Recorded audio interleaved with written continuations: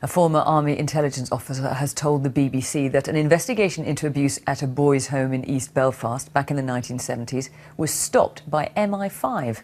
5 years later, the police discovered evidence of abuse at the Kincora home.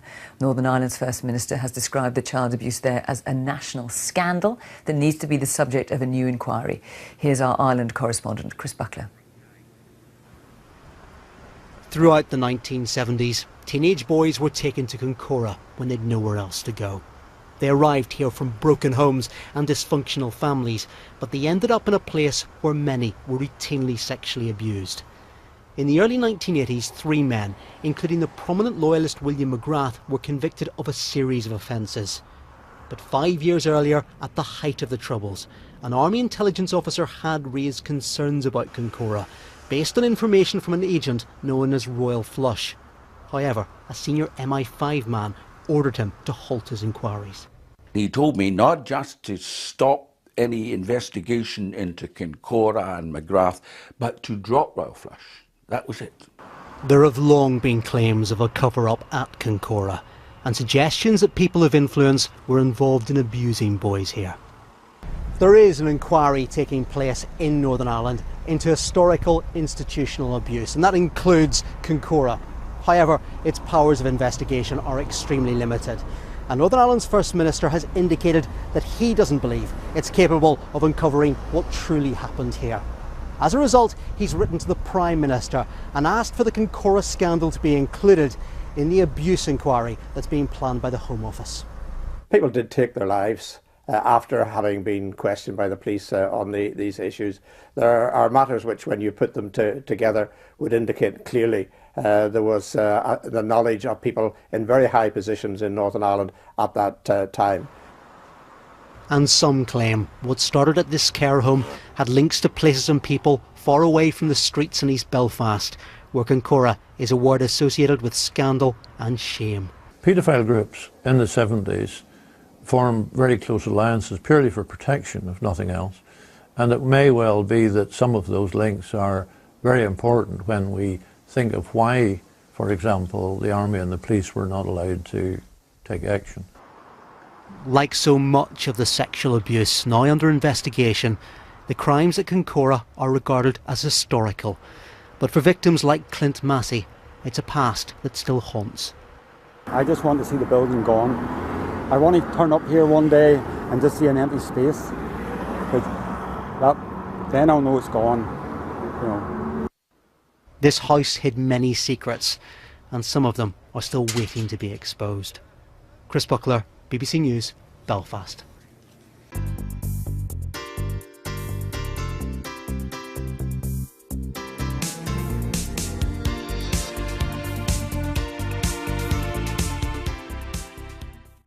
In the mid-1970s, an MI5 officer in Northern Ireland was told that boys were being raped at a care home, but it's alleged that he covered it up. As a result, young men continued to be abused for a further 5 years. The question that has never been properly answered is why. What happened at the home, Kincora, represents a scandal that many believe stretched well beyond Belfast, perhaps even as far as Westminster.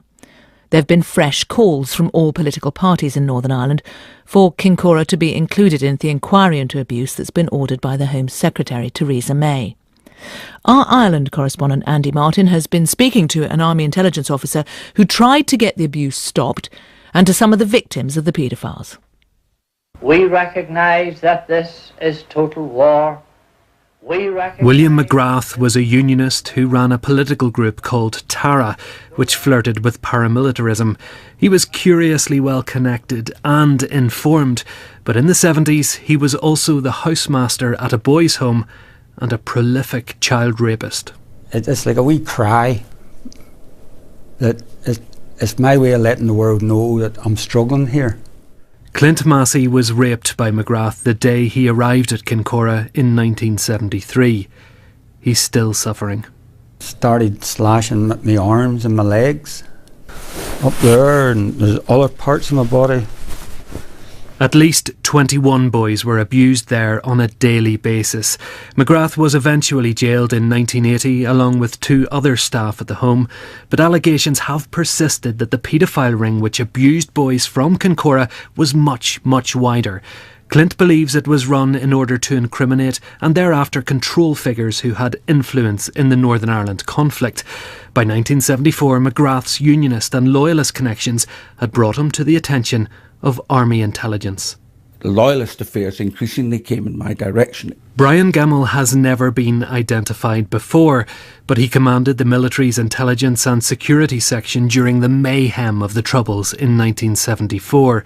He recruited 2 assets who had been close to McGrath, one of whom knew of the abuses at the home and wanted them stopped.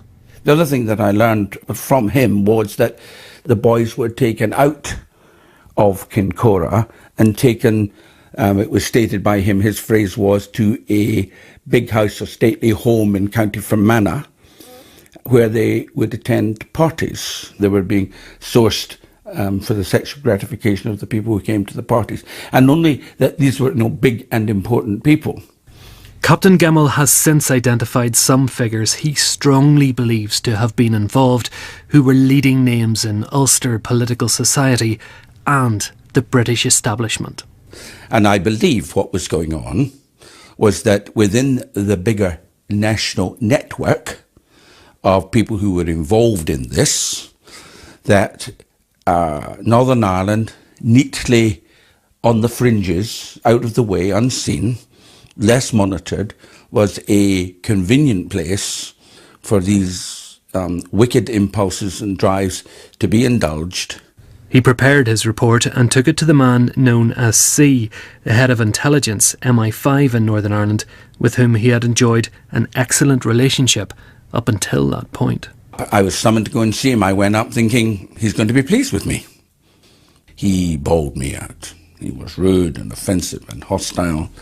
And I'll never forget one of the remarks that he made, which was very clear, talking about the security service. We do not have anything to do with homosexual relations and this kind of thing.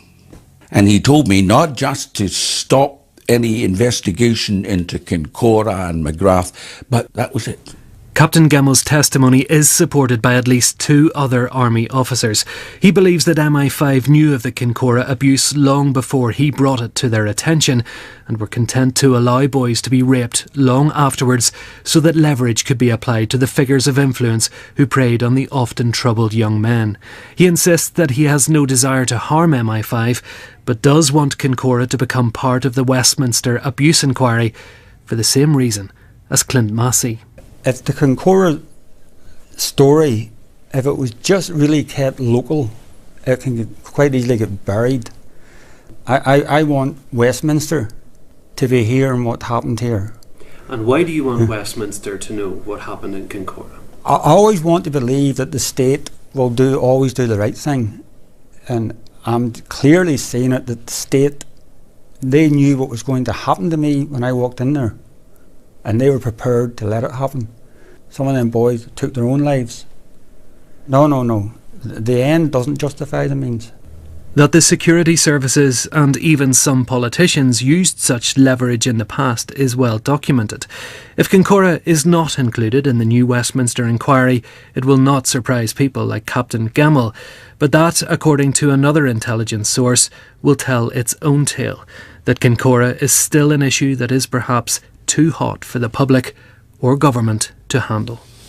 I think the Kincora paedophile ring is bigger than Kincora. I think there's not a lot of hope, but I think there's now more hope than there's ever been in the past. Although there's not a lot, there is more than in the past. They took away, I should be a grandfather by now. I've never had a wife, never had children, and all that's past me. This is my last chance for the state to know how I've ended up because of what they let happen to me. So it's now or never. That report from Andy Martin in Belfast.